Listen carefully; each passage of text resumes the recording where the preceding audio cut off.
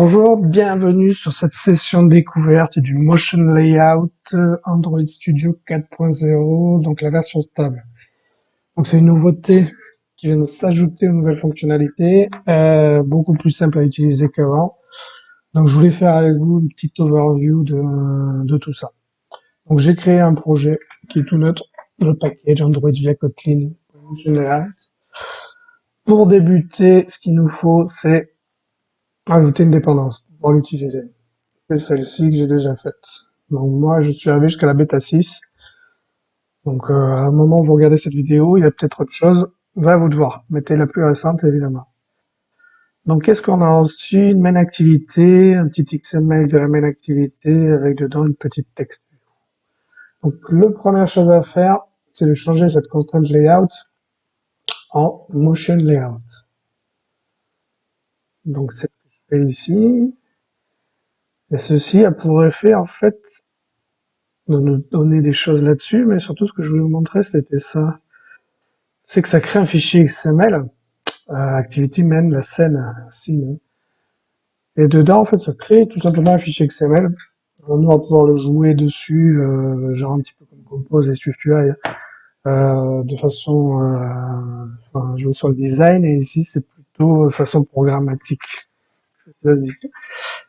Là-dessus, on retrouve donc des contraintes qu'on a, le start, le end, la duration, combien de temps ça va se passer, et le type de contrainte. On va voir qu'on va revenir dans ce fichier-là après et que ça aura ajouté des choses. Donc nous y voilà. Donc ici, split ici, ça on n'a pas trop besoin. Voilà, on est bon là. Donc moi, celui-là, il me plaît pas beaucoup. On a notre constraint layout, motion widget, motion layout. Donc ça, je le virer. Et à la place, on va mettre, on va tirer une petite image. View, web content, on va l'appeler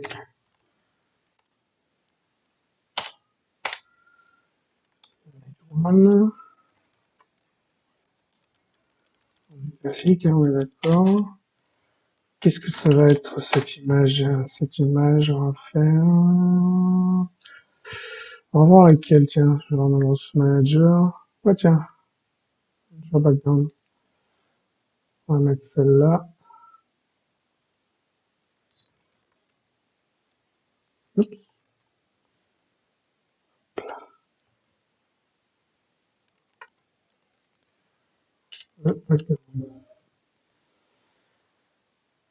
Là, on y est.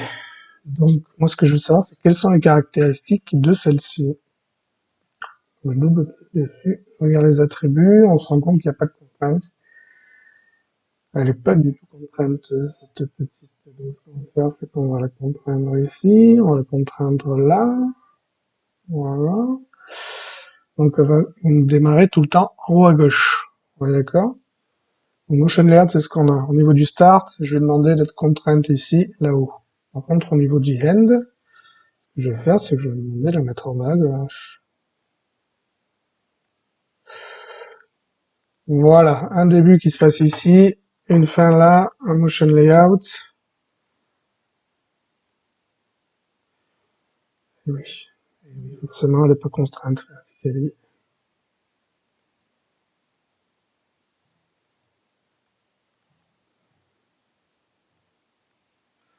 Voilà, c'est bon, j'ai plus rien qui se passe. Motion layout, le start il va être là, l'end ici. Alors moi, ce que je veux, c'est qu'il aille du départ à l'arrivée. On est d'accord là-dessus, sur une duration d'une seconde. On essaie de voir ce que ça donne.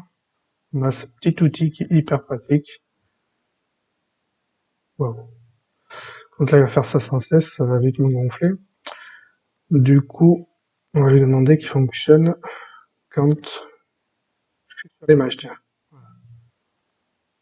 Hop.